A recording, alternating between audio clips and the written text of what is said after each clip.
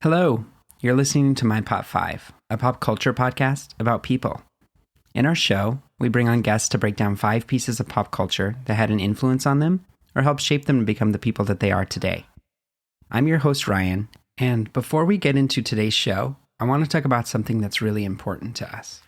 For any new podcast, the most crucial time frame is the first 8 weeks. This is because Apple weighs the performance of the show in those first 8 weeks and determines whether or not it's eligible for their new and noteworthy section.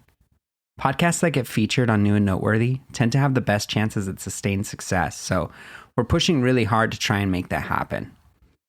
Now, what Apple looks for in this time frame is the number of people who subscribe, rate, and most importantly, review the show.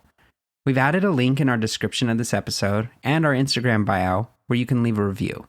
We're pushing really hard in these next few weeks as we're nearing the end of our 8-week mark. So when you have a little bit of time, we'd really appreciate a review.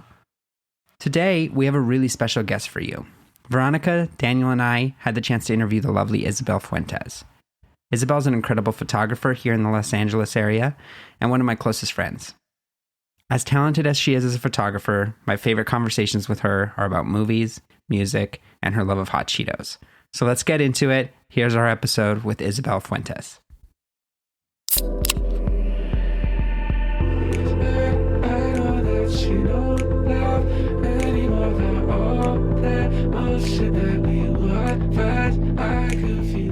Well, welcome. We are here with the very talented, amazing photographer, Isabel Fuentes. Hello. She has been a very good friend of mine for about 8 years now. And I'm very excited to have you on, so thanks for being here. Of course. So, the way we start every show, why don't you tell us your Pop 5 with no comment, no context. Tell us, what is it? Okay, my Pop 5 are Instagram, number 2, Circa Survive, number 3, Jack Black, the Nacho Libre / School of Rock era, Tove, and Post Malone. Awesome. Yeah. I had the pleasure of meeting you. We all live in Los Angeles now, but I know that you and I both had the same experience of growing up in Albuquerque, New Mexico. Mm-hmm. But you were actually born elsewhere. Tell us a bit about where were you born? I was actually born in Los Angeles. I didn't know that. Hollywood baby, actually in Hollywood. Born here, lived here for like 2 years when I was a toddler baby. And then it just got too much for my parents to raise like 3 kids in LA. So we moved back to New Mexico because that's where my mom's family all live, and then grew up in Albuquerque basically throughout my whole life. So LA never necessarily felt like home since you were an infant or a toddler. Exactly. Yeah. But it is a bit of a homecoming of sorts in the sense that you are now back in the city where you were born. Yeah, I guess. I don't know. It feels weird being like away from family, but yeah, of sorts.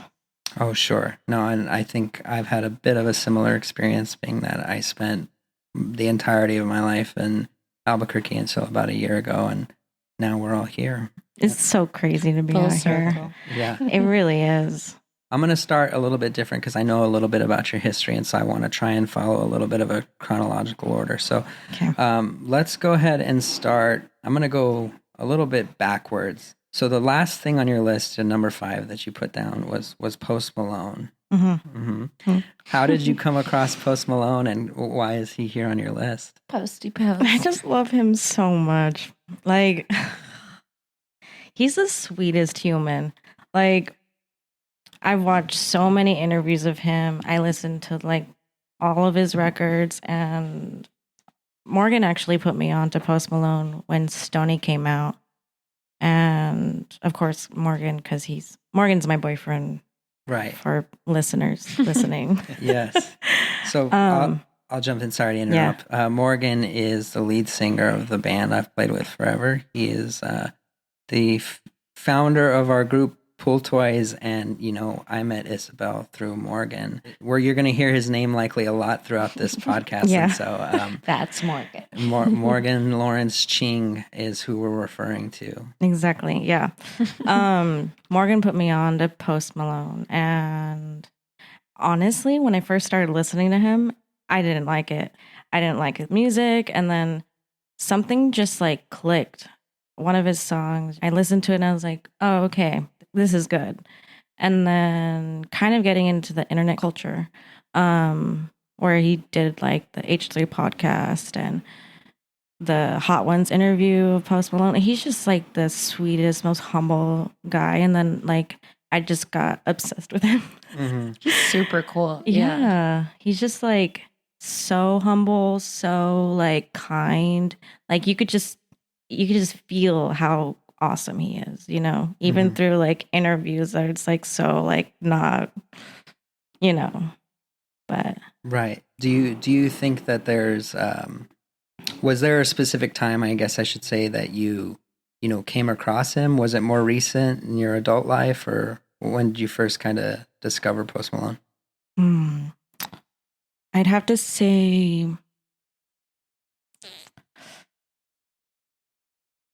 I'm trying to think of years. Probably when Stoney came out. I'm not sure when that was. 2016. 2016, yeah. Just, yeah. So, since then, like the album came out and Morgan was listening to it a lot more than I was. Mhm. And then I just remember listening to him like driving to work at like 4 a.m. Mhm. like ever since then. So it's 2020 now. So 4 years ago. Yeah. So pretty recent. What was the first Post Malone song that you would say really hit you the hardest? Oh, I know, just while you're looking it up, I didn't necessarily know who Post Malone was, but I similarly found him on the H3 podcast kind of when it first came out. But also they talked about him a lot on the H3, channel before Yeah. it was even a podcast. And because so, they were really close. right. Yeah. And he would show up in their videos of just hanging out and drinking at his house or all Yeah. the various things. And my biggest shock was when I had seen Post Malone through all this time, but I didn't really go through and start to listen or do anything to learn more about him other than he was just this character that showed up in those H3 videos. And then someday I saw some meme that was basically like, go look up Post Malone's age and then go look up Justin Bieber's age. And then I did and realized that Justin Bieber's older than Post Malone. And I was like, what the hell? That is insane. It's crazy. The song that like got me was Yours Truly, Austin Post on the Stoney album. And then Nice. Congratulations, obviously, because it's such a good song. Yeah, I think that first record, it's pretty interesting how he kind of, broke through in the mainstream pop world, because it wasn't like that the music was something that was running parallel with the music that was popping off at that time, but it started to combine elements, and he was accused of, being somewhat of a culture vulture is what they called it, Yeah. like appropriation of, Yeah. of black music. But like, I think when you go back and look at some of his older videos, like a lot of it is true to his roots. Like he has Yeah. like a lot of that emo singer-songwriter Yeah. feeling, while also like, even though he did bring in hip hop elements with like the trap beats and stuff, like I think what Post Malone is in his music is it's generally who he is, and he kind of Right. created this own vein. And as a consumer, I've seen so many other newer artists that are creating this same now Post Malone sound. Like Yeah. it's not hip hop, it's not emo, Yeah. it's not pop punk. It's His sound. It's like post Malone core Mhm. sound. Yeah. Yeah. And my favorite song, I mean, this is consistent with all of Post Malone's discography. Like my favorite songs are like the ones that you could hear him probably just singing with an acoustic guitar. Like That's what's crazy to me, because I got on to him pretty late, or not late, but probably right in the time that mainstream started to catch on with his music.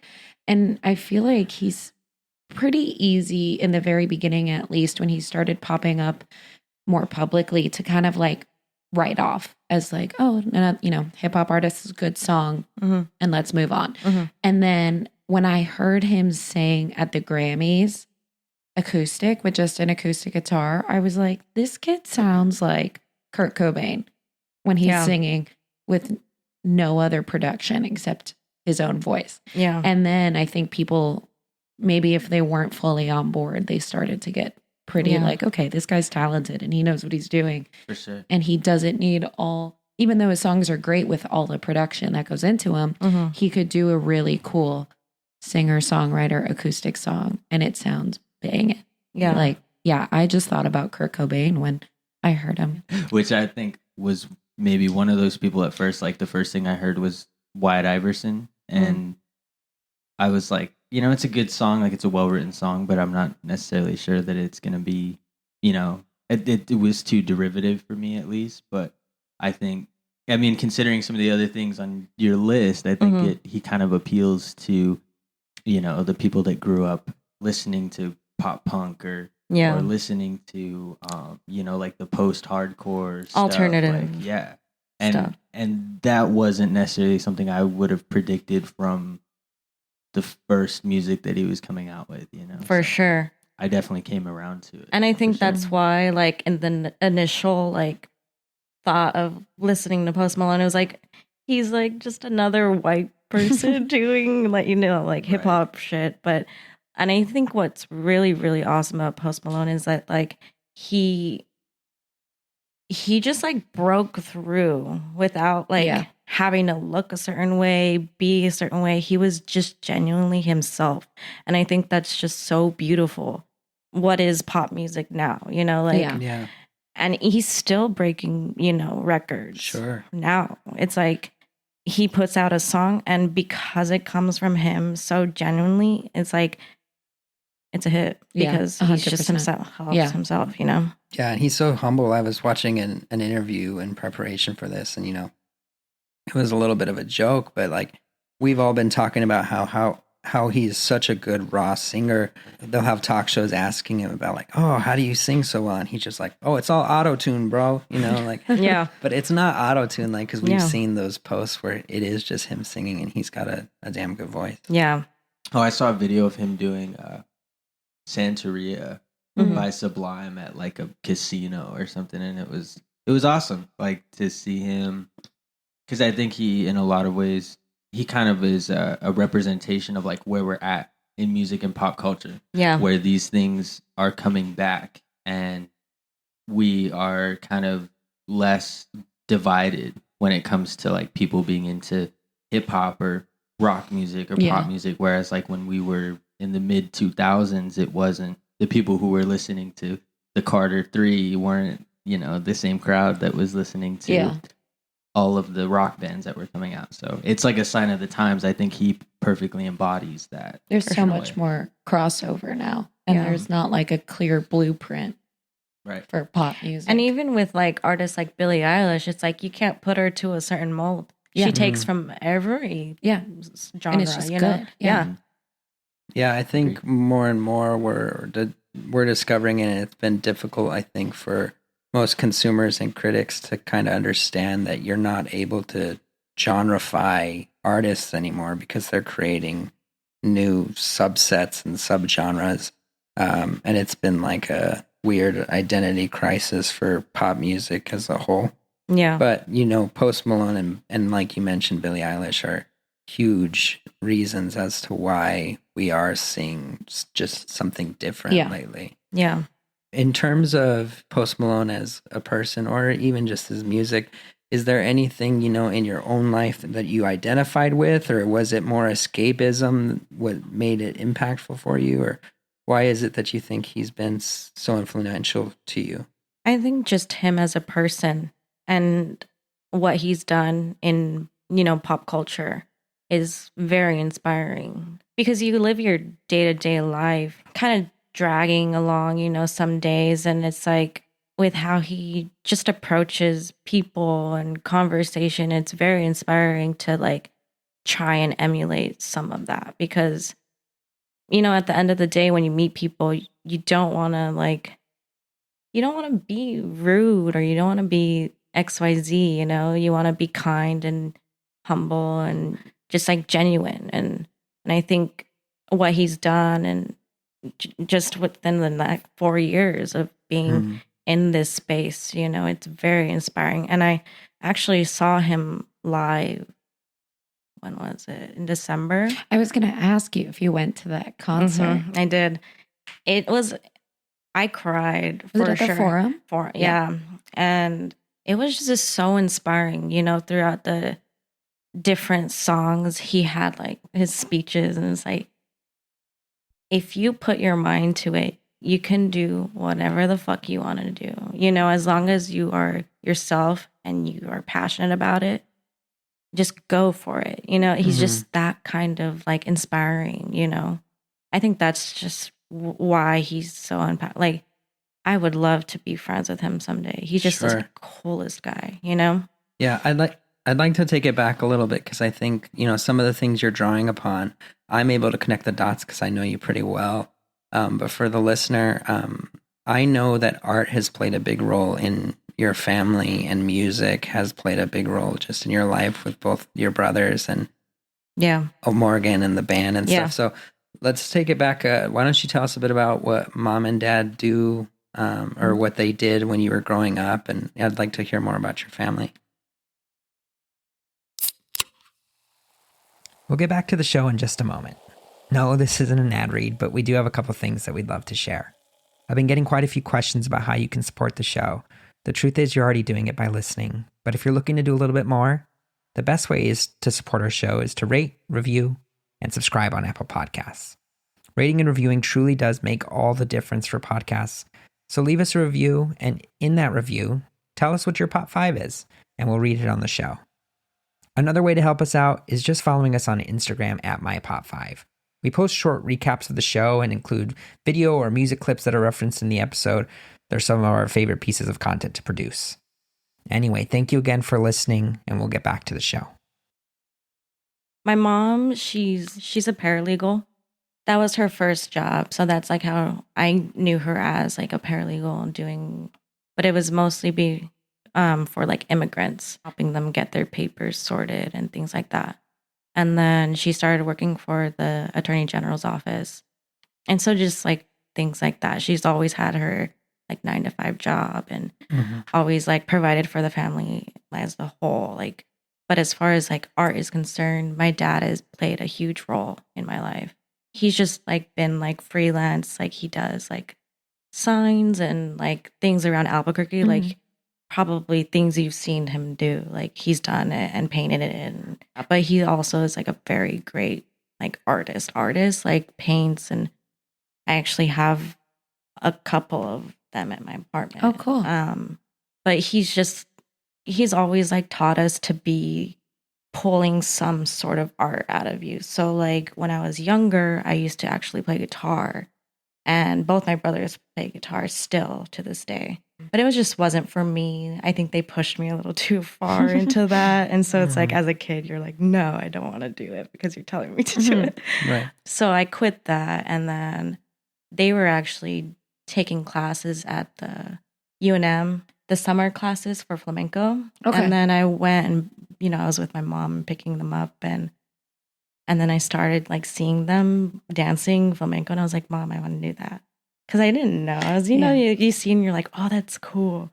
So I actually started dancing flamenco when I was in the 6th grade, and did that for about 7 years, kind of on and off, but mostly 7 years. And then I did like ballet and modern and jazz and sort of hip hop dance, but it was like a class. And then that was like all throughout my high school. I did like dance like literally every day. And then I got to college and kind of was pursuing that a little bit in college. Like you either get a degree in dance or like you leave. So I left and I quit dance, and then I was like at kind of a loss. I didn't know what to do, where to go. And I guess this is a kind of good segue to talk about like my first Pop 5 is Instagram.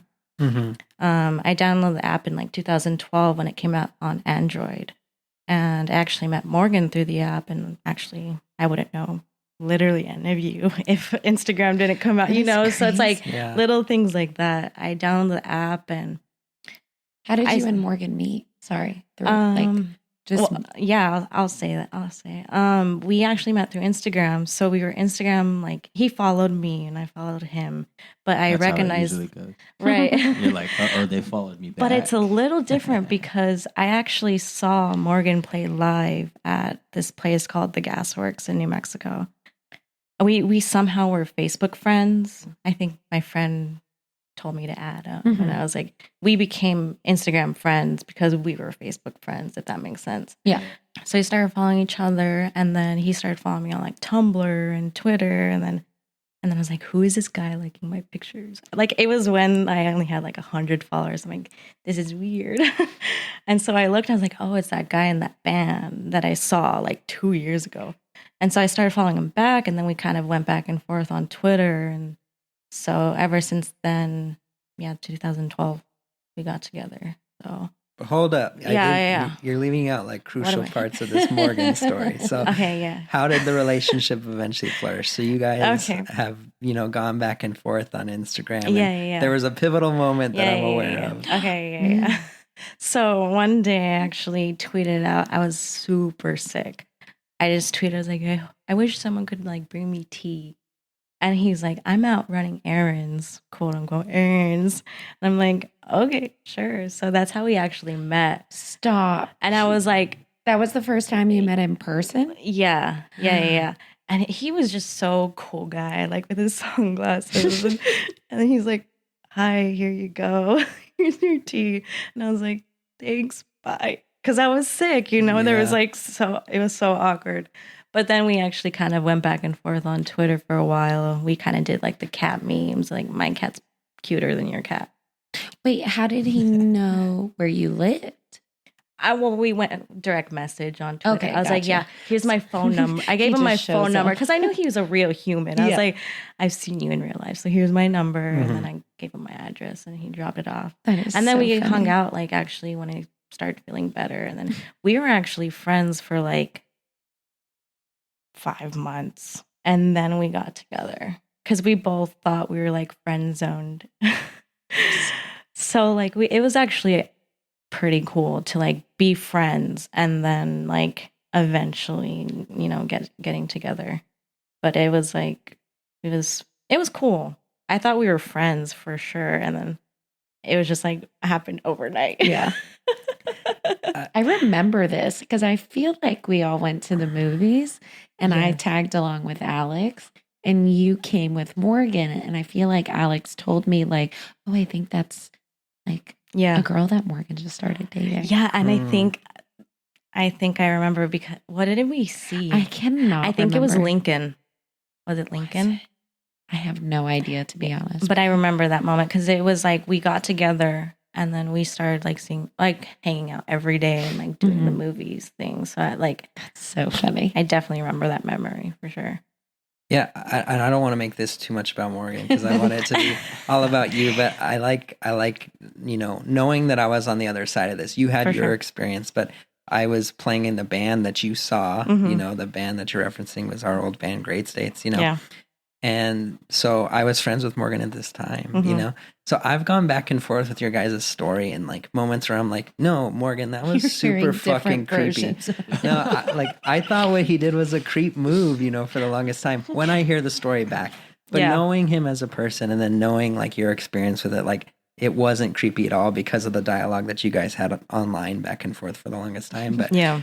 under have no your circumstance in my story would I see someone posting, hey, I really want a London fog. And I'm like, I'm there. Let's do it. You Yeah. gotta commend it, man. Yeah. What's your dorm number? What's crazy to me too is that, you had mentioned that both of you guys felt friend zoned, Yeah. for the longest time. And I remember, sitting there, Morgan and I met maybe about only 8 months before you even came into the picture. So I wasn't that close with him. I played in this band with him, but I wasn't like a super great friend of his. But it was because of his turmoil and trying to court you that, we kind of had our first breakthrough. Hey, I Yeah. really need a friend. Let's talk moment. There was a night, and I think I've told you this story multiple times, but you were over at his place, and it was technically the first night that I met you. I came over to help him work on a record that he was working on for some solo music he was making. And you were there because he was helping your brother with some music prior to me showing up. And, you know, his house used to have this big upstairs, like, dance floor where his mom would do dance work. And I walk in the room and you're just in there spinning. And you're like, hi, I'm Isabel. And then you just bolted downstairs. And then that was kind of it, you know? Yeah. And then you left. You and your brother were done with whatever you were doing with Morgan. And then I was there to work. And we didn't end up getting any work done that night because he was so stressed out. He was reeling. just like, I don't know if she actually likes me. Was she just using me so I'd help her brother? All this different stuff, you know? I can hear him say that. I'm just sitting there, you know, this was our first moment, like, oh, shoot.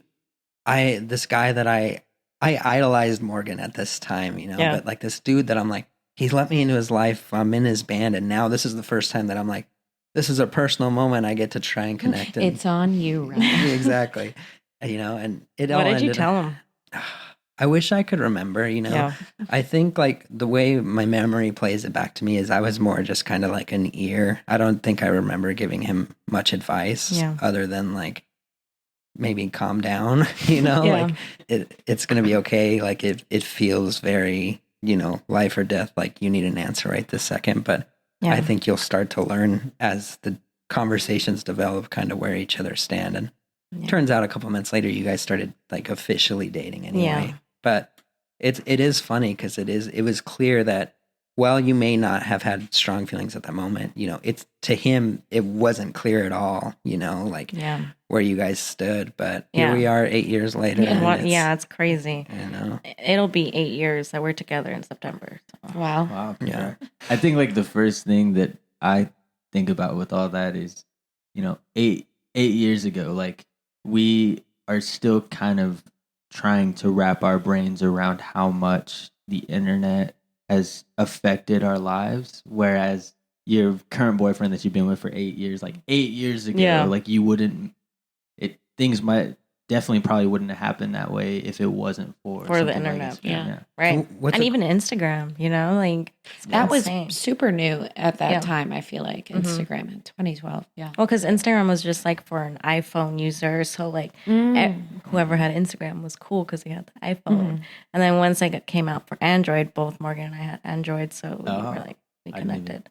That's the thing that's awesome to me is had that app been developed for Android, who knows, maybe a month later, that connection may not have happened because Morgan may have gotten an iPhone or whatever. And then that impulse to download Instagram right at that moment wouldn't have, you know, had those timelines connect. So my whole life, and I'm sure your whole life has been changed by just Instagram being released and, you know, meeting Morgan.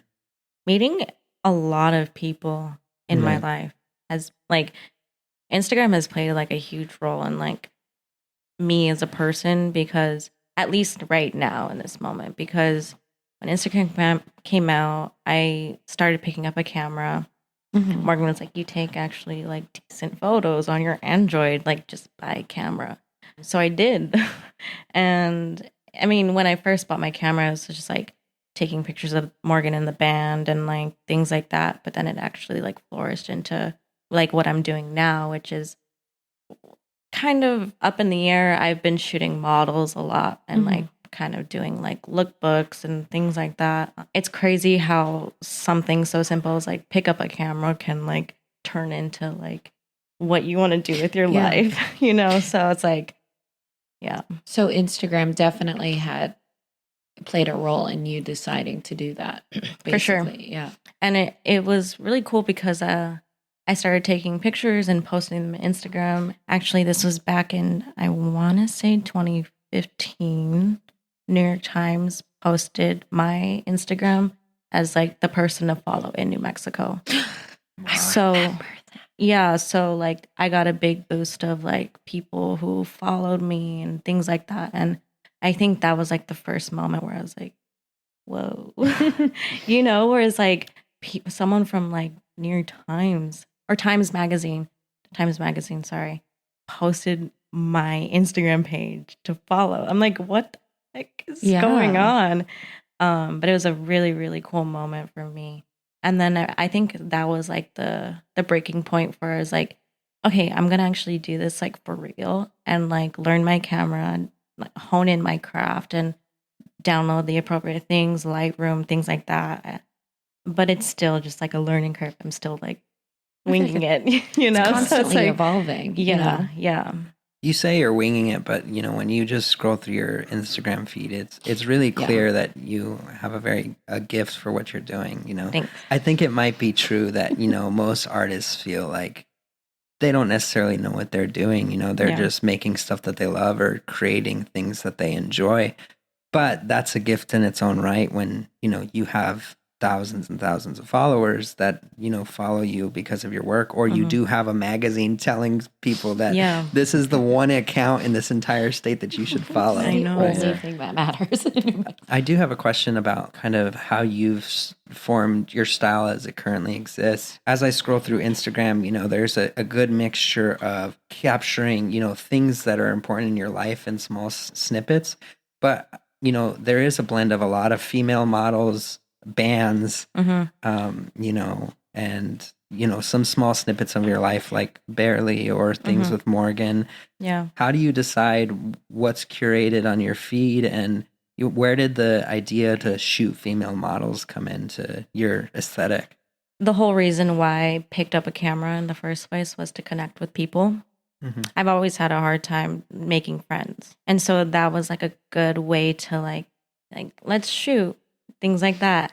It just so happened my friends were really pretty. So it was like, let me take pictures of you because I want to hone in my craft. And then one of my friends was working for Urban Outfitters at the time, and she was like, let me just get some clothes from work and we can shoot things like from Urban Outfitters. And then that kind of spiraled into like, oh, I can shoot clothing with models and, things like that. I'm like, this is actually cool. I can like think of concepts and ideas and, do it that way. Yeah. And I kind of went into that path for a while. And this was back in 2017 when I actually like went into it hard. That's kind of like how when I first moved out here, that's what I wanted to do. I wanted to go into fashion photography, like lifestyle, portraiture stuff.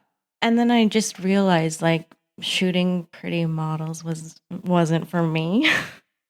Because a lot of the time models are kind of, I mean, that's not to say every model, but a lot of the models that I've worked with, I'm always there for the connection of humans, like I want to be friends with you. I want to, and so it became a lot of like, they just were my friend because I could take great photos of them.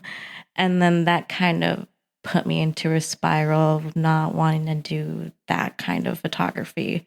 And that was like actually the time when I came out here. It was like, I don't want to do what I actually thought I wanted to do when I moved out here. And then I was like, why am I taking pictures in the first place? And it was all because of moments and being there with the person or things. So it's like now when I post on Instagram, going back to Ryan's question, it's like moments that matter to me, So it's like right now I'm doing a lot of photos for Pool Toys, Morgan's band and Ryan.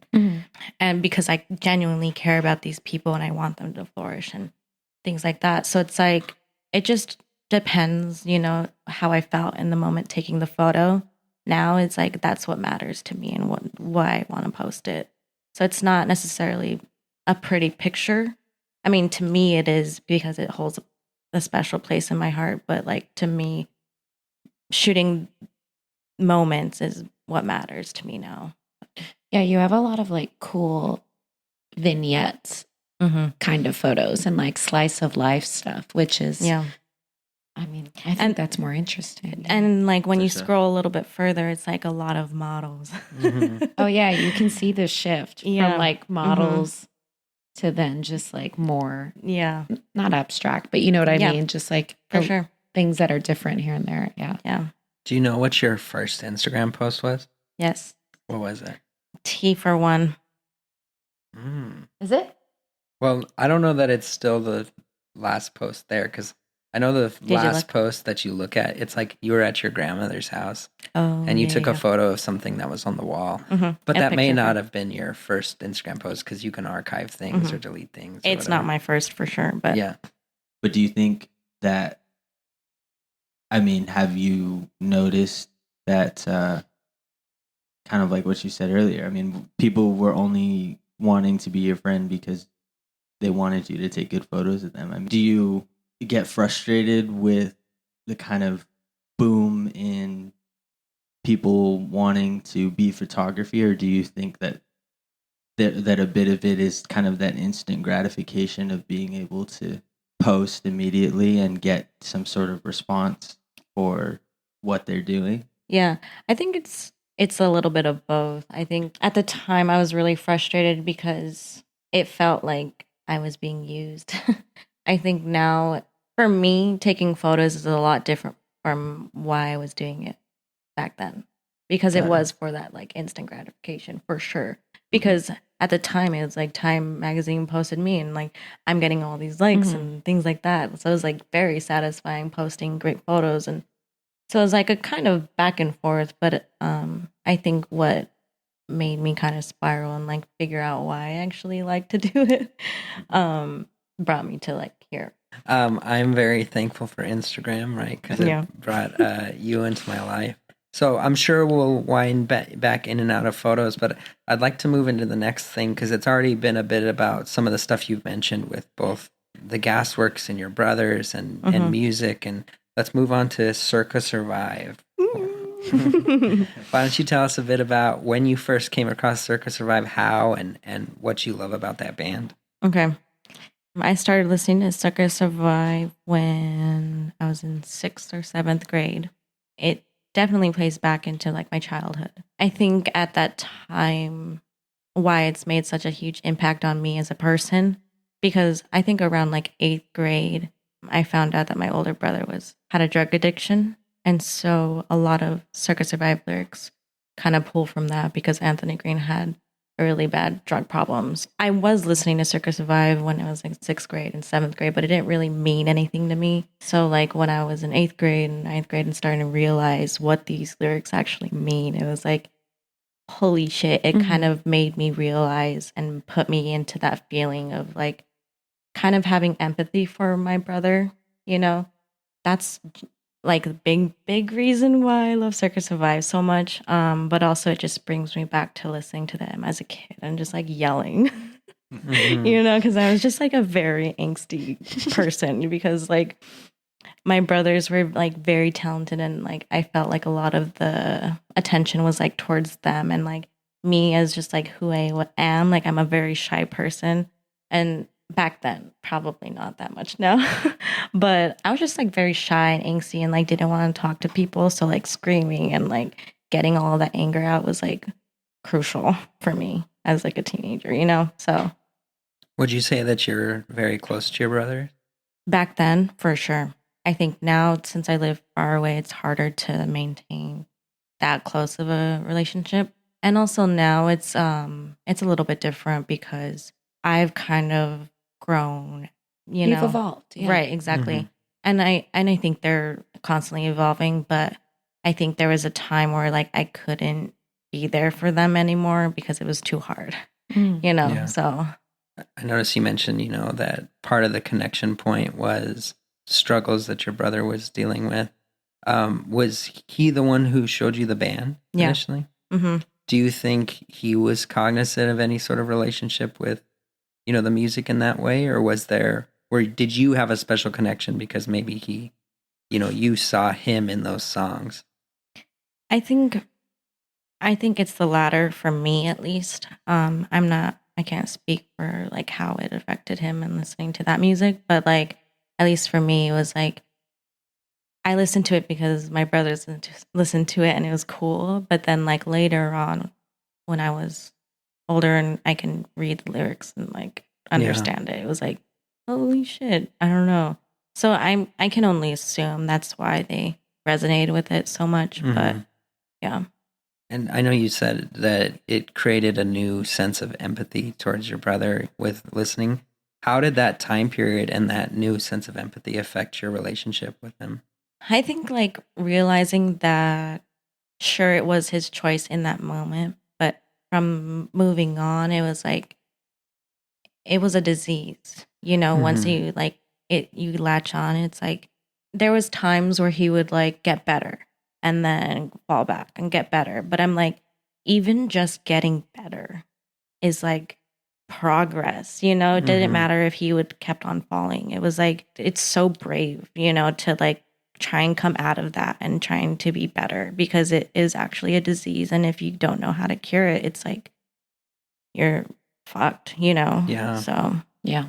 I know that families that generally are dealing with, addiction, because it is a sickness, it is a disease in a lot of ways, it impacts the families in more ways than one. And as I'm hearing you talk about it, it sounds like there is a level of defensiveness for him because you care for him and you understand what he's struggling with. But did you ever have moments where you were upset or disappointed and maybe had the opposite reaction? for sure.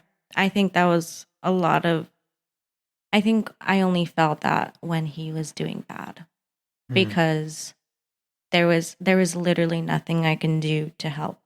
And I Right. think that was what was hard. But I think seeing him now as like a father, trying to be better, and like Mhm. he's been like a few years sober. Seeing that progress, it's only getting better Mhm. at this point. Yeah. When you're the age you were, which is you don't have a full sense of the ins and outs of things like that when you're Mhm. that young. Yeah. And then to have a band have lyrics that really crystallize Mhm. what you've been feeling and thinking and assuming, but you have no idea how to say it, Yeah. is huge. Mhm. And it like ripples into the rest of, as you grow up, hearing a band that you're like, oh, Mhm. that's what it is. Yeah. I get it. That's Mhm. exactly it. Yeah. I had never listened to Circa Survive before you putting this on your list, and then me trying to binge as much of it as possible. But, my immediate takeaways were it totally reminded me of so many experiences with you in the sense, and your family, like Gavi specifically, Yeah. one of your brothers, and he had so many bands that kind of had a similar math rocky, hardcore kind of sound, and it brought me back to where you said you first saw us play at the Gasworks, because there were so many concerts in there where there were so many Circa Survive light bands, that were trying to create that sound, and it just took me to those moments. Do you associate that band with those periods as well, or with your brothers' bands or anything like that? Or is there a separation because you love them so much? No, I think I think it's both, because I still listen to them to this day. But I think for me, even when like before I met you guys, I was like at concerts all the time because I just wanted to be around my brothers because they were the coolest people I know. I was even like as a, ninth grader, like pulling my brother's amp because I was like, I'm strong, but I was just like bullshitting. But like even then, it just like it does bring me back to those moments too, because that's like it just like defines my whole childhood and teenage years for sure. Do you have a favorite Circa Survive record? Like album? Juturna. Wow. Yeah. The one that I enjoyed the most on this first listening through, because it reminded me even about like sometimes I heard like even Morgan influence in some of these songs too, was Blue Sky Noise, I think is what it's called. And there's so many in there that I like. I heard Great States a little bit. I heard Critters. It's because we were listening to it so much. Oh, maybe. Just Yeah. embedded in. Yeah, in the because way. Blue Sky's Noise came out when Morgan and I first started dating. Oh, so he no bought me way. that record. Yeah. Dang. Yeah. So I definitely heard that for sure. Like Manhasset Bay. Yes. Yeah, 100%. So we, the band Morgan and I were in before Pool Toys is called Great States. And there's a moment on one of the Circa Survive songs where it almost feels like a blatant ripoff of that moment, but I'm going to give it benefit of the doubt that It's just an homage. Yeah, for sure. I had never heard of the song, so I'm just going to assume that there was no way that it was complete ripping it off. No. But yeah, there were so many cool things that kind of just took me back to that place. or with that band, what was your favorite, song by them? So people can go listen.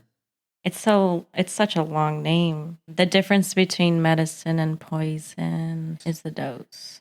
But that's Nice. on Letting Go album. But listen to all of the albums because all of them are good. So He has such a defining characteristics with his voice, Yeah. It's like very high pitched, but like super powerful too.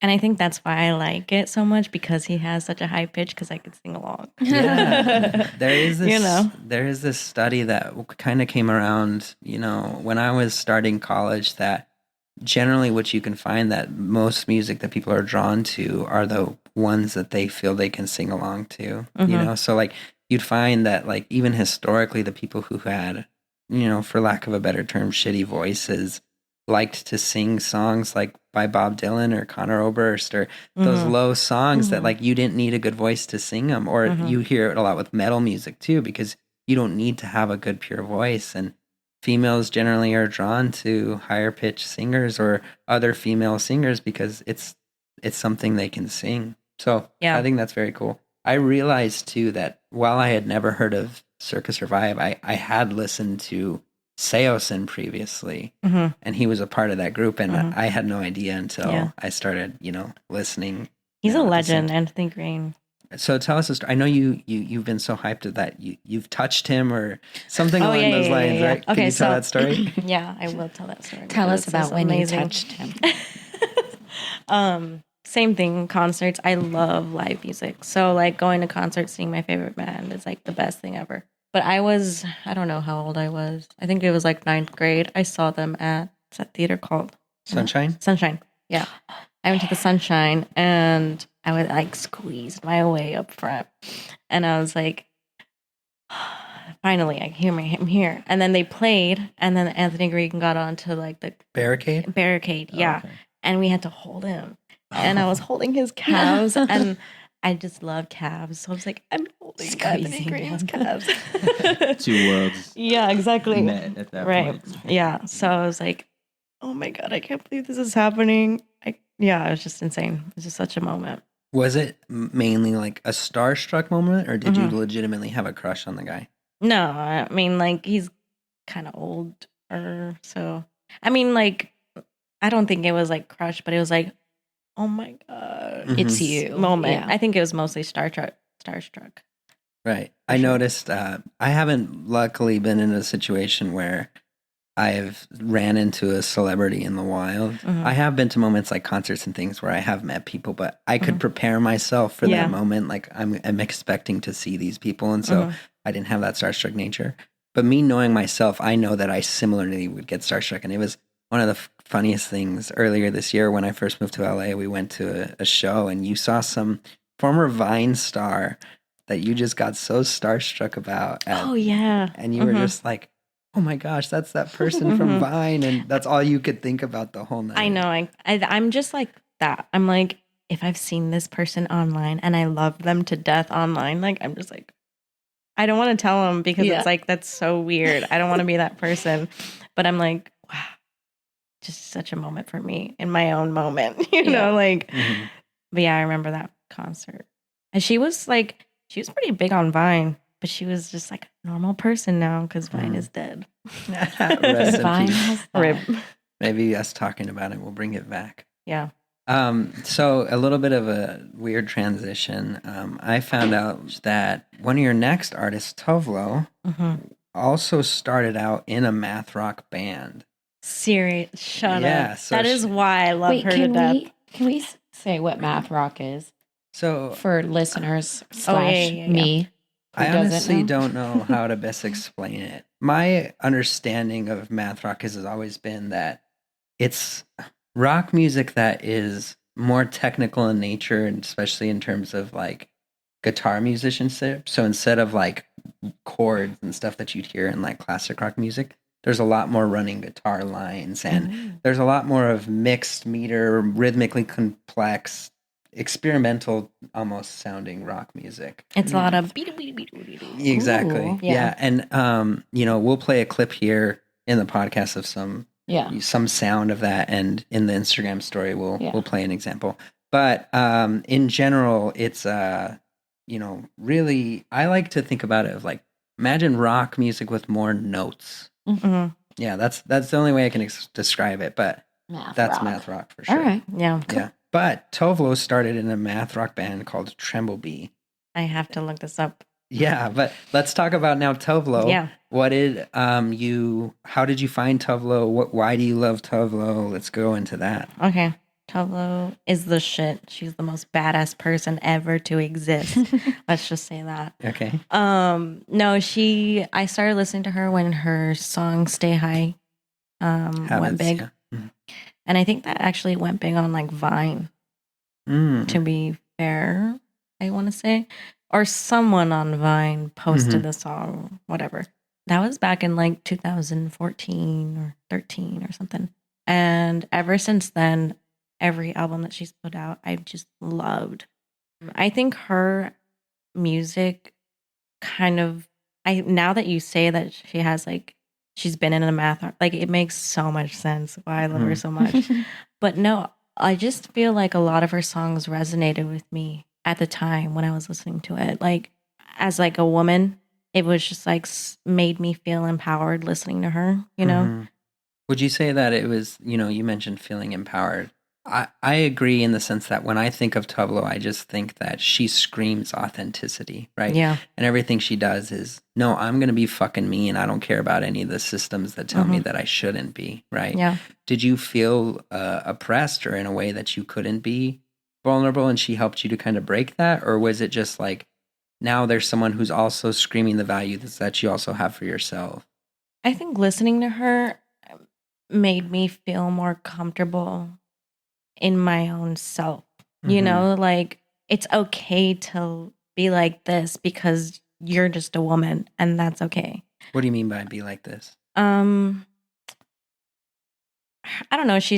Her music is kind of sexually driven, like, whereas like previously, like I grew up very religious and like not feeling good in myself, like things like that. So it's like when I listen to her, I just feel like super empowered and badass, like just a lot of her songs resonate with me that way. Even now to this day, her music is still just like, I mean, I've been listening to her recent release, the Passion and Pain Taste the Same. When I'm Sunshine Kitty? Yeah. That record? Yeah. Yeah. I think you're echoing all the same sentiments I have and feelings towards Tovlo. I think she's incredibly powerful and she kind of has changed the game, especially in pop music. Like when she released that video for Fairy Dust and it was removed from YouTube for being too sexually explicit, Yeah. Like it's true that she's kind of like, they've even asked her to say, hey, can you make, more friendly videos? And she's kind of like, no, fuck that. This is me. This is what I want to do. Yeah. And she's very open to, talking about sex and sexuality. And she flashes at concerts and stuff like that, because so cool. she feels like it's not important. And I had a little bit of a struggle, honestly, not necessarily accepting that, but it was shocking because I similarly grew up in a very religious family. And so a lot of it did feel taboo, but Tovlo has been important, at least from my perspective, to also saying and listening to that music and being like, oh, no. It's all these systems and somewhat brainwashing that I had previously that made me think everything she did maybe wasn't okay. Yeah. And allowed me to be like, oh, no, fuck that. Like, let people do what they want to do. Like, it's her choice to do whatever she wants in the art that she makes. And yeah. And I think it's like a lot of like a double standard, right? There's like the rappers that can talk about fucking bitches and doing X, Y, Z, but like the moment Tovlo is just like talks about a sexual moment, it's like, oh, that's not okay. Right. So it's like, okay, where does that, come and play, I agree. And I think even like when I think of like some hypersexual male music, I even think of bands like Panic at the Disco and like Fall Out Boy, and it's like nobody is judging them at all for like constantly singing about, kind of their sexual exploits, or it's kind of just what you would expect. So I think it is that double standard, like Ryan said. You have to kind of sometimes unpack the things that make you uncomfortable, Yeah. to understand that you were conditioned a certain way, and now you've kind of seen the light. I think that's what's interesting about all of these lists that we've done, is that immediately, you're thinking back to, oh, that was a pivotal moment for me. Like that was a time where the conventions of my reality were kind of shifted. That's why music and art is important. Yeah. So cool. Gio, what would you name as some of your favorite Tovlo songs? My favorite Tovlo song is Imaginary Friend off Ladywood, which I will eventually get tattooed. The whole song? No, just like, I think like a little thing of the album cover or something. Oh, that's cool. Yeah. Nice. She's at the Palladium tonight. I know. I really wish I could go, but I'm so broke. I was like, I wonder if she's going to like jet out of the interview to make it to the concert on time. I wish. Yeah. How much are tickets? I don't know. I barely have money for gas at this point. Yeah. Tove, send Isabel tickets to your next show. That's what I was going to see. But Yeah, at Tovlo, please. At Tovlo, my friend is Get me talking on the about guest you on list. this podcast. So she Can deserves to I get also be your best friend? Have you ever seen her live? No, not yet. No. But I feel like it'll happen eventually. But I wanted to so bad, but I didn't have any money. And yeah, you know what I mean? Yeah. Throughout talking about this, I called upon it and you touched on it too. You mentioned that, you grew up in a very religious family. How would you say that, through time, your relationship with faith and religion has changed, or if it has at all, where would you say where you're at with that currently? Currently, I would say it's a little bit different, mostly because I feel like I believe in God. I wouldn't say that I go to church all the time just because going to church it doesn't make me feel good. You know what I mean? Like, because I think there's a lot of like baggage and like I think gay people are okay, trans people are okay. Like these people are just humans, at the end of the day. And I think that you as a person, I think what Jesus would do, things like that, is like just be kind to everybody. And I don't feel like the church does that. And so I would say right now, I just try and be kind to people. And that's my religion. Yeah. And you grew up primarily Catholic, is that correct?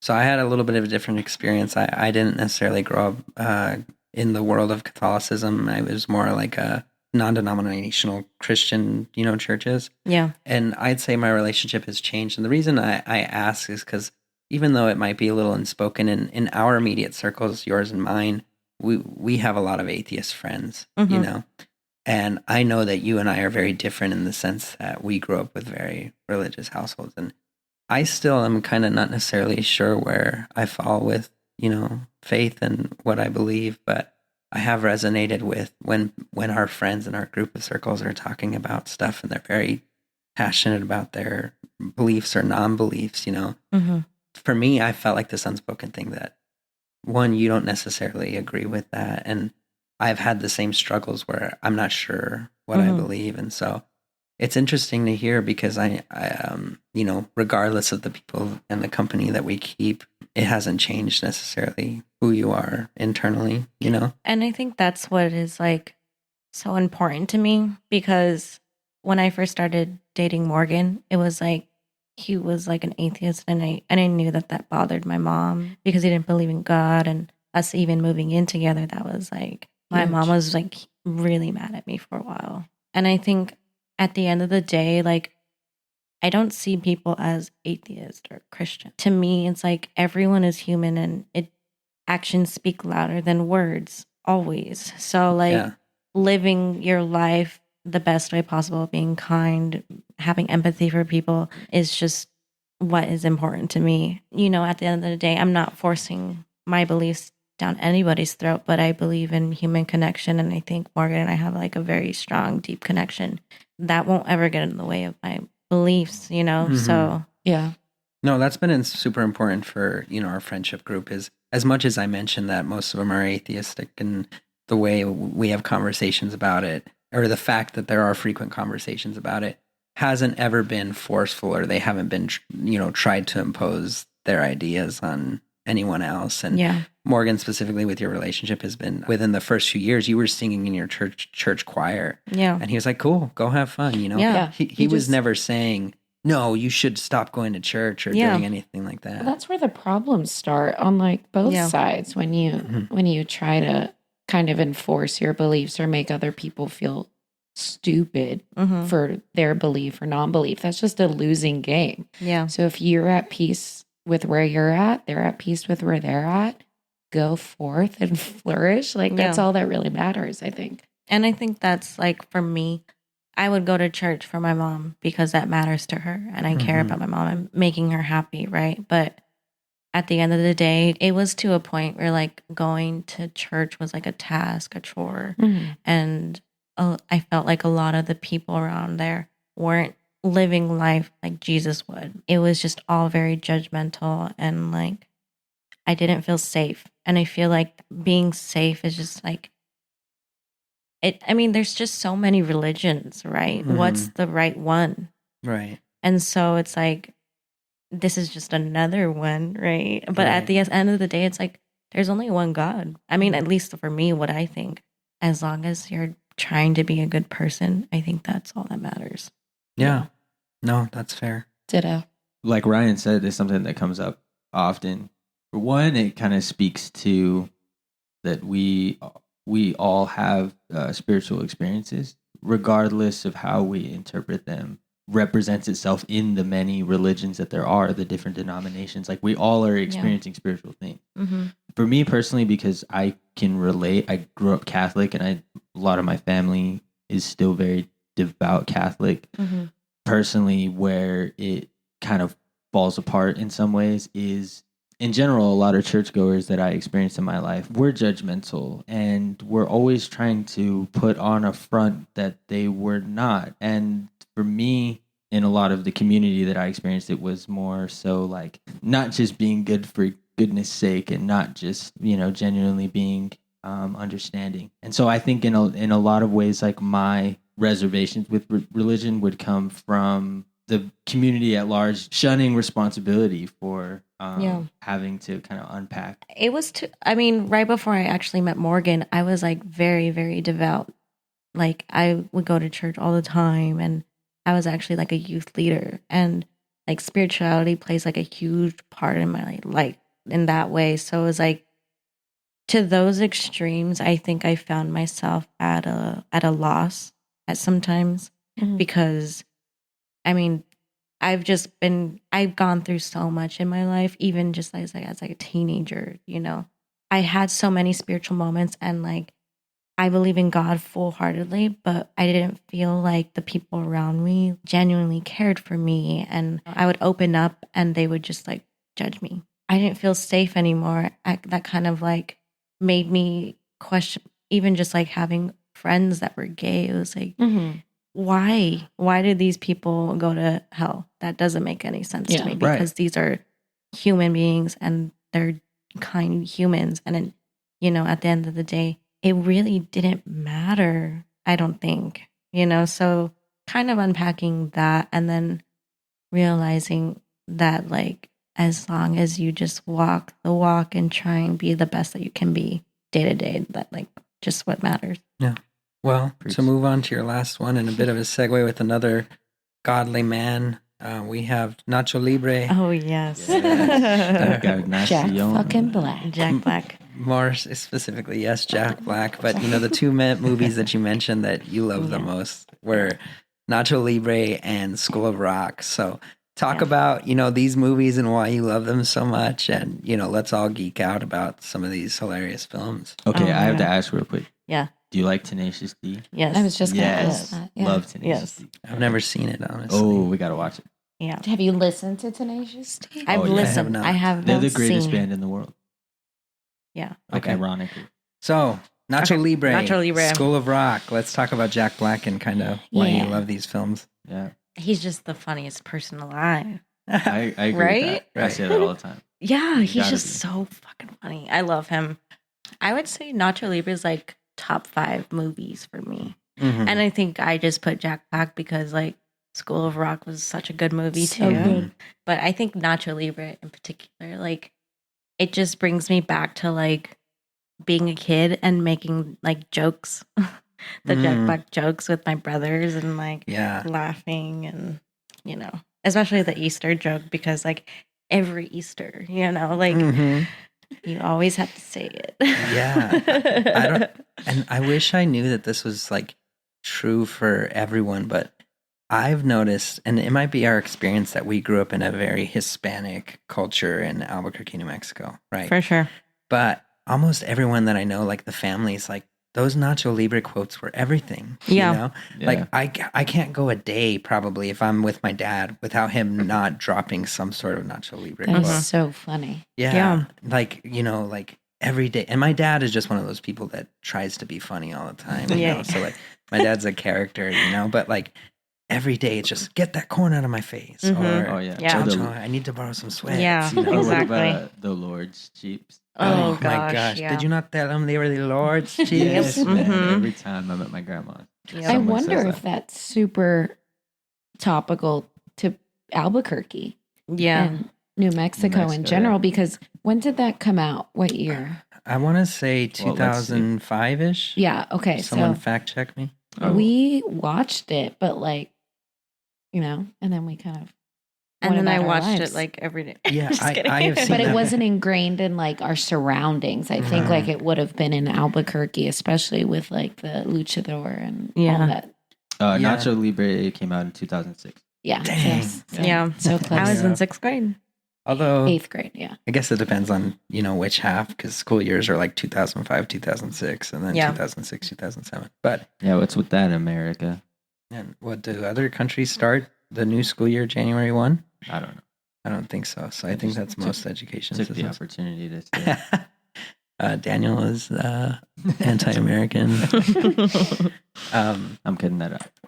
So no, I loved that movie so Yeah. much as well. Do you have a favorite scene in Nacho Libre? We'll start with that one. Yeah, the chancho. Which part? Like, are you leaving me? I would never leave you. I just need to borrow some sweats. So Yeah. like, I think like what's so cool about Jack Black is like Post Malone. Like, these are just people living their life. They don't have to look a certain way. Like, Mhm. they just are themselves and he's just hilarious and just like doesn't give a fuck. Mhm. So it's like, Yeah. I think that's why I love him so much. And I think he's just the funniest person ever. He has so many just like facial expressions. Yeah. Like, after he knows he delivers like a hilarious line, especially in that movie, he has like this like cheesy ass smile that he'll Mhm. like throw out there. And so, Mhm. It was like a proud toddler. Yeah. oh my gosh. I feel like he never breaks character. I feel like the only time I've ever seen him break character is like in recent like GQ interviews, like Yeah. when they were on Hot Mhm. Ones. Because Yeah. for years I remember like watching the bonus features for School of Rock, Mhm. and there's this featurette that he was on MTV, and I was like, oh, I finally get to see him like not being funny, but he was still like Funny. in character. I and I know. was like, geez, like he's really committed. To be fair, in Nacho Libre, there is one moment where I break immersion a little bit with him being Nacho Libre because he has this accent and he's all sweet and genuine the whole thing. And Yeah. then there's when he's singing that song in the end about Encarnacion, Mhm. he goes full Jack Black with and like Oh, doing yeah. all that kind of stuff that it's like, okay, That Tenacious D style. Where it's just Yeah. like Jack Black playing Jack Black. exactly. There is no Nacho anymore. Yeah, because he dips into that even in like Shallow Hal. Mhm. Yes. He does a lot of the like like his whole Yeah. little shtick that he Mhm. did. I thought that was a great movie too. Unpopular opinion. Yeah. Shallow Hal. Well, I don't think it Yeah. ages well as part No, of it doesn't right? at all. At but the at the time, time, I As thought far it was as like great. as far as like the material, Yeah. the Mhm. humor is a little bit. Okay, this is actually kind of off topic, but like my favorite. Have you guys seen Master in Disguise? Yes. Yes. Okay. Oh my god. Did you see the percentage on Rotten Tomatoes? 0%. Stop. No. Are you Yeah. serious? It was like Sorry. the best movie ever to exist in my childhood. Like, I thought it was the funniest movie. I think I've only Oh, seen yeah. that once, so I don't even really fully remember. But Oh, damn. I totally had the same experience where I thought it was so funny. You Yeah. know, like Dana Carvey is like so funny in that movie. Yeah. Like just the whole, am I not turtly enough for the turtle club? You know? Oh, that's right. That's that movie. Or like when he's like walking around like completely like covered in like cherry pie filling and like there's so many funny moments in that movie. Have you seen it recently though? Honestly, no. Because I wonder if it would still hold up. Like, honestly, it will for me because I literally watch that movie every day. Okay. Like as a kid, it was like my favorite movie. Even with like Nacho Libre, it's up there as like a kid movie for sure. It's the same as Nacho Libre because I think Nacho Libre on Rotten Tomatoes is like in the 30s for Rotten Tomatoes too. Like part of me felt like when I was seeing those scores that it was like similar to the Adam Sandler films where like almost anything that he puts out, the critics shit on. You know? Yeah. Oh, yeah. But then I saw the score for School of Rock, and that one's at 91%. That's a great movie. It's because of Richard Linklater. Yeah. It's just great direction. I think it was shot well. I think the story holds up. Yeah. And the humor. Yeah. Well, I mean, even with Nacho Libre, that was the same guy, I forget his name, who did Napoleon Dynamite. I think it was John or Josh Hess. Yeah. It's just on that page. Jared Hess. Yeah. Napoleon Dynamite's one of my top. So we're learning your lane for films, you know, where it's just like this Nickelodeon humor, you know, which is like, it's not a bad thing because I think now that we're talking about Napoleon Dynamite, one of the moments it's the alternate for the Pop 5. It is. One of the things that I laugh at so hard in the movie, and it's not even a scene that has a lot of attention, but there's a point that like Kip is talking to Napoleon on the phone, right? And he's like, behind him, you see this like plate of chips where he's like making nachos, right? And it shows him talking on the phone. In the back, you see the plate of nachos, and then it cuts to Napoleon, and then it cuts back to him. And if you look back at the plate of nachos, the cheese just keeps growing every single cut. So it keeps cutting away and then cutting back, and then by the end, there's just this like mountain of cheese on these tortilla chips, like. And like, it's not a joke that you would like notice unless you're actually looking back at the chips. But man, these are just funny movies. I really that movie was huge. I feel like to kids our age when it came out. Yeah, and it was about nothing. About nothing. Right. Yeah. Like I don't know how many Vote for Pedro shirts I've seen. 100%. I mean, it's like, literally, my car is named Pedro.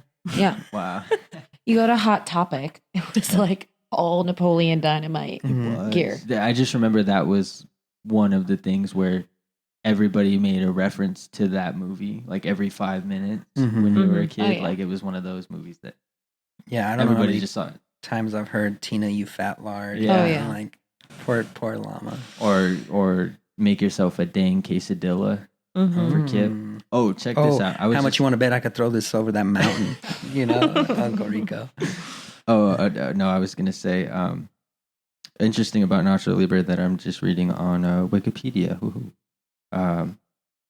It stars Jack Black, is loosely based on the story of Fray Tormenta, Friar Storm, a real-life Mexican Catholic priest who had a 23-year career as a masked luchador and competed in order to support the orphanage he directed. What I always loved about that movie is just like and it kind of calls back some of the things we're talking about with religion, is like he feels like this, like he is living a double life because he's living so passionately and strongly for religion and the Lord and these orphans, you know. But at the end, he's just like, but I also just fucking love wrestling. Like, I just want to, you know, enjoy wrestling and stuff like that. And so, you know, the way they portray it in the film can be called back to any of some of the other stuff that we were talking about, that this church and this vehicle for, you know, worship and religion is looking poorly on some vain activity as they see it in wrestling, you know, and it could be called back to what you're talking about in the sexuality aspects or anything, you know, and there's a lot of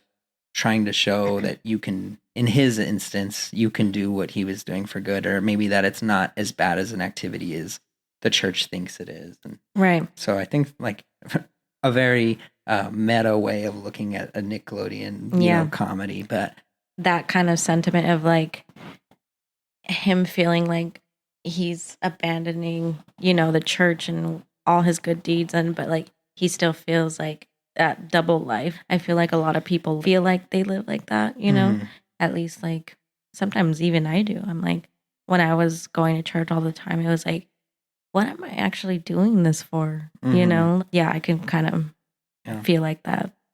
So we'll break it down last with just a little recap of School of Rock before we run out of time, but what are some of the things you love about School Rock, or do you have favorite memories of that film? Kind of the same, like making the jokes, and I just wanted to be in School of Rock. Right. As a kid, you're just like, imagine, your substitute teacher is this cool person. It was just like, I just wanted to be in School of Rock as a kid. Oh, me too. And that movie probably came out maybe a little bit later even. And I had already started playing drums at that point.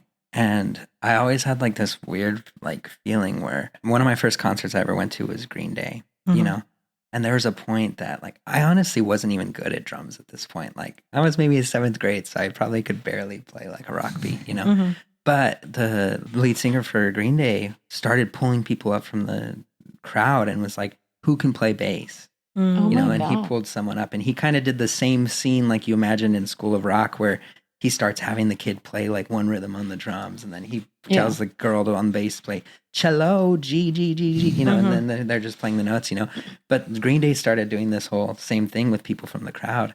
And I wasn't even anywhere near to the stage, but he's like, "And who can play drums?" And I'm like, "Me, call me up there," like That's all the cool. way in the back. Like there's no way he was going to call me up there, Yeah. But like I've always had, or especially when I was younger, I had this fantasy that I'm like, I just want people to know I can fucking rip on drums. You know? And so like seeing that scene in that movie just made me want that so much more. Like I wanted to be like the kid who got pulled on drums and Yeah. Did the School of Rock school come before the movie or after? After. Yeah, it came after for sure. Okay. I don't know if there's any like association other than someone capitalizing on the fact that. Yeah, I something always came- wondered that. Yeah. But there's the School of Rock right here on this corner, which is crazy. It's so funny now that we're talking about School of Rock. What's that? The character that I saw myself as was the band manager. Oh my gosh. Summer? Yeah. Oh my God. Which is kind of crazy because now where we're at now, you've kind of filled that role for us in a lot of ways, Yeah. You're not our Cool Toys band manager. You're not our little legitimate manager, but you handle a lot of our content and keep us in line in a lot of ways, and you're the mediator for a lot of our internal bullshit, and so that's kind of crazy that it's kind of turned out that way. Like I just had that realization right now. And kind of like saying what you're saying, I think what's been really fulfilling for me right now, and I think that's why I love School of Rock so much, is my first spiritual moment was listening to music. Even before going to church and like having those moments in the church. Listening to music, it's a very spiritual thing. To me, that was like always the first thing that like I've always loved, no matter what, throughout my whole life. Always listen to music. So like coming back and realizing like what I actually do like, and now taking on like photo and manager for the band, it's like I feel like more myself than ever before. That's awesome. Yeah. And I'm just like so excited it makes me excited for the future for sure. Yeah. Which I haven't felt in a long time because I'm like emo. All right, Isabel, we're going to wrap things up. We have a couple little things that we like to do at the end. But before we do, with research, I kind of found some old cringe Facebook posts from you. Okay. So I want to read them. I want to read them, and I want to see if you can tell me what you think was going on around this time period. Okay. Your Facebook status was once, "A hug is a great gift. One size fits all, and it's easy to exchange." Do you have any clue what was going on when you posted that? Yes, I want to be inspirational. Oh, how old were you? Were you in high school? Probably, no, 8th grade. You were in high school. I'm telling you the answer. Dang. This was yesterday. See, that was like when I was like getting into church. I was like, I want to be inspirational. Okay. Then your immediate tweet following this was, "The police can suck it." That's an old tweet. No, it wasn't tweet. Sorry, Facebook status. Okay. You want to know what happened? It's kind of sad. I don't know. The police came for my dad. Oh no. Yeah. Dang, I'm sorry. So no, it's like it was just my life. Well, last one, and this is see if you can remember this. You had like in all caps, "Tomorrow will be the best day of my life," with a smiley face. Do you know what happened there? I graduated high school. I got my braces off. Yes, Yeah. that's what it was. Dang. Yeah. I hated my braces. Why did you hate him so much? I just hated my smile. Mm. Like before I had braces and then I had braces and it made me more self-conscious of my teeth. Mm-hmm. So yeah, it was the greatest day of my life because fuck braces. That still holds up. It still holds up. Yeah. Yep. All right, before we go, we have like 5 rapid fire questions we ask, okay? So short answers, they don't need to be long thought Okay. out, okay? If you could be on a reality TV show, which one would you choose? Keeping up with the Kardashians because I want to make money. Ah, you just want the paper. Well, and also like I feel like I would be best friends with Kendall Jenner. If people have never consumed any of your pop 5, what is the one thing you would want them to all go experience right now? Probably Jack Black. He's a legend. Jack Black. Okay, cool. As a photographer, right? Mhm. If you knew that you could only take one more photo for the rest of time, what would be the subject of that photo? Probably a picture of Morgan or my family, someone close. What's a dream that you've never said out loud? Probably nightmares. Okay. And last one, what are 5 words? They can be one phrase, it can be separate, that you'd tell a past version of yourself. Be kind to yourself and others. It's 6, but I love it. Oh, I love but we'll allow it. Yeah. Is there anything you want to promote before we go? Pull ties. Pull New- Toys. New Fuck yeah. music. Yes. By the time we release this, Pull Toys will have new music out. Listen to it. I swear you're going to be mind blown.